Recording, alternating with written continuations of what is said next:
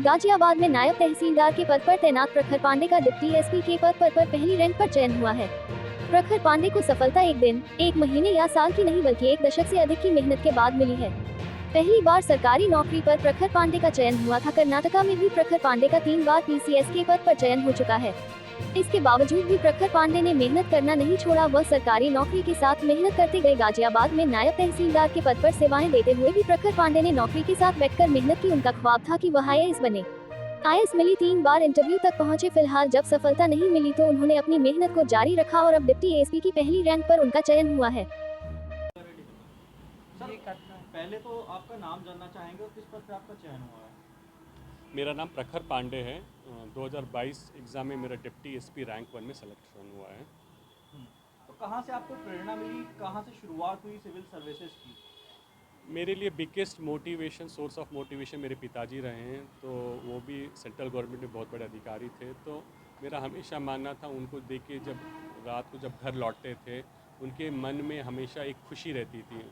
तो मुझे रियलाइज़ हुआ कि आज वो जनता के लिए कुछ करते हैं। तो मुझे जब तब रियलाइज़ हुआ कि सिविल सर्विस एक अपॉर्चुनिटी है जहाँ आप लोगों के लिए कुछ भला कर सकते हैं। जी, तो कहाँ से शुरुआत हुई? पहला टेस्ट कौन सा आपने दिया था?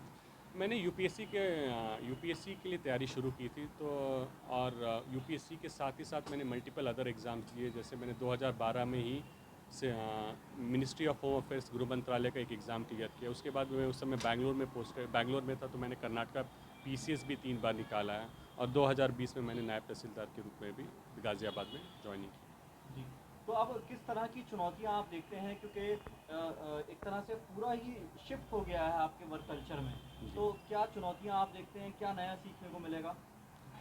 नो डाउट, अब तक नायब तहसीलदार या जो भी जॉब रहा है मेरा, जहाँ पब्लिक रिलेशंस ज़्यादा ही इंपॉर्टेंट रहा है, जहाँ मैंने जनता के बीच में रह के काम किया है। ये एक जॉब रहेगा जहाँ law and order administration is totally different from normal district administration. लेकिन मेरा आज के डेट में मानना है कि आज की डेट में जो पुलिसिंग सिस्टम है टोटली रिवैम्प हो गई है। आज की डेट में जो पुलिसिंग सिस्टम है, पुलिस पब्लिक रिलेशंस को इम्प्रूव कर रही है। जैसे आज की डेट में देखिए, आज थाना दिवस यूपी में चल रहा है, जो माननीय मुख्यमंत्री जी का एक नया इनिशिएटिव है, थाना दिवस। तो यहाँ पर जनता आके पुलिस से मिल के जो भी उनको कठिनाइयाँ, जो भी चुनौतियाँ आके हमसे डिस्कस करती हैं और हम उसको गुणवत्तापूर्वक निस्तारण करने के लिए हम मेहनत करते हैं। किसको आप आइडियल मानते हैं, जहाँ से आपका एक तरह से मोटिवेशन सोर्स रहा जो आपका? मेरे लाइफ के रियल सोर्स, हीरो या मोटिवेटर या सुपर हीरो मेरे पिताजी श्री RN पांडे जी रहे हैं। उन्होंने मुझे लाइफ में ये सिखाया कि कभी भी हिम्मत मत हारना, लाइफ में मेहनत करिए, परसिवरेंस करिए, भगवान आपका हमेशा साथ देगा। तो मेरे पिताजी मेरे लिए रियल सुपर हीरो हैं। अब एस्पिरेशंस को आपका क्या मैसेज होगा जो लोग तैयारी करते हैं? मेरा एस्पिरेंट्स के लिए एक मेन चीज़ ये कहना है कि कभी भी अगर एक फेलियर आता है तो उसके लिए आपको सेटबैक नहीं होना। उस फेलियर में आप रियलाइज़ करिए, इंट्रोस्पेक्ट करिए कि क्यों, किसके चलते आपको ये फेलियर हुआ। अगर आप उसका रूट कॉज समझ सकते हैं तो वो आपके लिए नेक्स्ट स्टेपिंग स्टोन के लिए। तो फर्स्ट फिगर आउट कि क्या आपके वीकनेसेस है। अगर एक बार वीकनेसेस पता चल जाता है तो उसी पर आप वर्कआउट करेंगे तो डेफिनेटली सक्सेस आपके द्वार जरूर खटखटाएगा। हाँ, इंपॉर्टेंट रहा जहाँ मैंने जनता के बीच में रह के काम किया है। ये एक जॉब रहेगा जहाँ law and order administration is totally different from normal district administration. लेकिन मेरा आज के डेट में मानना है कि आज की डेट में जो पुलिसिंग सिस्टम है टोटली रिवैम्प हो गई है।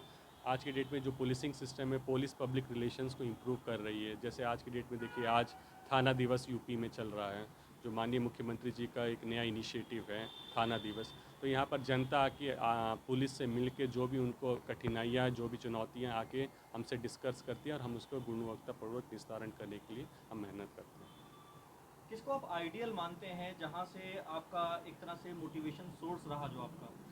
मेरे लाइफ के रियल सोर्स, हीरो या मोटिवेटर या सुपर हीरो मेरे पिताजी श्री RN पांडे जी रहे हैं।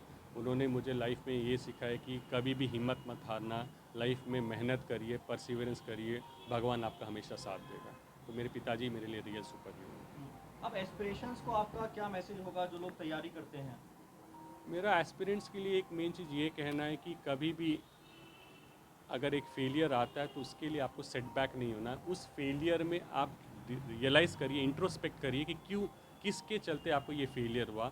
अगर आप उसका रूट कॉज समझ सकते हैं तो वो आपके लिए नेक्स्ट स्टेपिंग स्टोन के लिए। तो फर्स्ट फिगर आउट कि क्या आपके वीकनेसेस है। अगर एक बार वीकनेसेस पता चल जाता है तो उसी पर आप वर्कआउट करेंगे तो डेफिनेटली सक्सेस आपके द्वार जरूर खटखटाएगा। अगर आज प्रखर पांडे एक अधिकारी नहीं होते तो क्या होते फिर? आपने बहुत ही टफ क्वेश्चन पूछा है। मैं कभी भी बिना अधिकारी के रोल में मैंने अपने आप को विजुअलाइज़ किया नहीं है।